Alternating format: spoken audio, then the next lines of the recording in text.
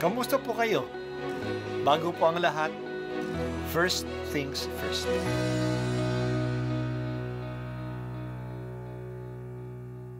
Good morning po.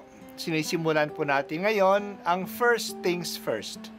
At dito po, tinatalakay natin sa unang bahagi ng umaga natin ay ang first readings na binabasa po sa banal na misa. Ito pong tinatalakay natin kasi madalas po marami na tayong alam tungkol sa gospel readings. Pero konti po ang nagsasalita sa first readings. Pero ang first readings, bahagi din po yan ng Biblia, ng banal na kasulatan.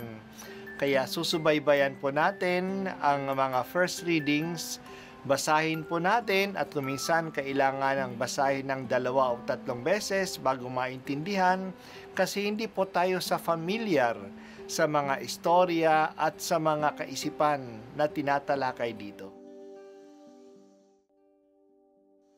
Ang simula ng aklat ni Sirach. Mula sa Panginoon ang lahat ng karunungan, at iyon ay taglay niya magpakailanman. Sino ang makabibilang ng butil ng buhangin sa dagat, o ng patak ng ulan, o ng mga araw? Sa panahong walang pasimula at walang katapusan, sino ang makasusukat sa taas ng langit, o sa lawak ng lupa? Sino ang makaaarok sa kailaliman ng dagat? At sino ang makasasaliksik ng karunungan? Bago palikhain ang alinmang nilalang, nalikha na ang karunungan at ang tunay na pagkaunawa. Bago pa nagsimula ang mga panahon, ang karunungan ay nagmula sa salita ng Diyos, ang kataas-taasang langit, at ang kanyang mga aral ay batas na walang hanggan. Kanino ipinahayag ang simula ng karunungan? At sinong nakatatalastas ng kanyang pamamaraan?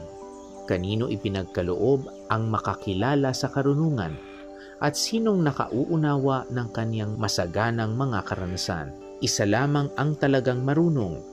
Dapat tayong gumalang na may paghanga sa harap ng kaniyang luklukan. Ang Panginoon ang may likha ng karunungan. Kinilala niya ang kahalagahan nito sa lahat ng kaniyang nilalang. Binahaginan niya ng karunungan ang lahat ng tao, ngunit higit na masagana ang bigay niya sa mga umiibig sa Kanya. Ang salita ng Diyos. Salamat sa Diyos. Ang aklat ni Sirach ay isa sa mga wisdom books. Dito, tinatalakay ang mga katuruan kung paano dapat tayo mamuhay ayon sa karunungan na galing sa Diyos. Ang tunay na karunungan ay galing sa Diyos. Nagmula ito sa Kanyang salita kasi ang lahat ng bagay ay galing sa salita ng Diyos. Nagsalita ang Diyos at umiral ang lahat. Ipinunladi ng Diyos ang Kanyang karunungan sa lahat ng Kanyang ginagawa. Kaya kapag pinagmamasdan natin ang kalikasan, matututo tayo tungkol sa Diyos. Nagsalita ang Diyos sa pamamagitan ng kalikasan. Maraming mga scientists ang nag-aaral at nagsasaliksik sa mga bagay sa kalikasan. At marami silang natutuklasan ng mga laws of nature. Kaya narinig natin sa ating pagbasa ngayon, ang Panginoon ang may likha ng karunungan. Kinikilala niya ang kahalagahan ito at ibinubuhos niya ito sa lahat ng kanyang nilalang.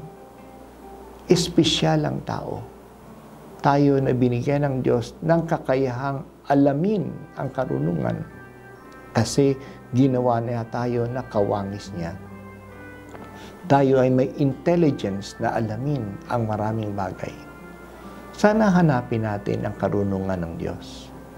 Kapag ito'y sinusundan natin, magiging maayos ang buhay natin kasi sumusunod tayo sa kaayusan na nilagay ng Diyos sa mundo.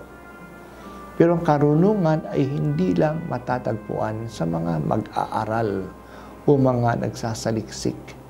Ito'y matatagpuan din ng mga nagmamahal.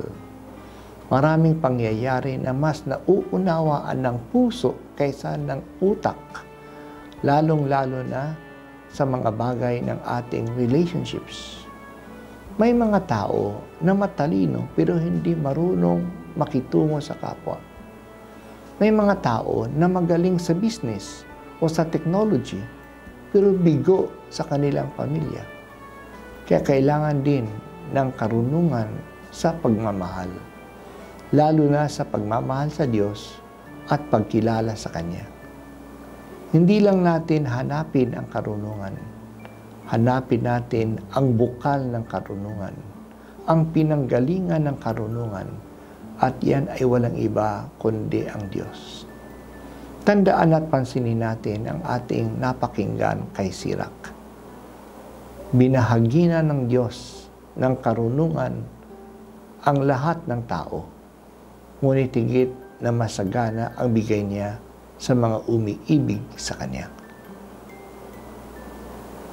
O makapangyarihan at mapagmahal na Diyos, bahaginan mo kami ng iyong karunungan upang ito ay gumabay sa amin sa aming pakikitungo sa iyo, sa aming kapwa-tao at sa iba pang bagay na iyong nilikha. Kinikilala po namin na ang karunungan ay una sa lahat yung biyaya bago pa ito maging bunga ng aming pagsasaliksik. Buksan mo ang aming puso at kaisipan at ibuhos mo sa amin ang iyong masaganang karunungan.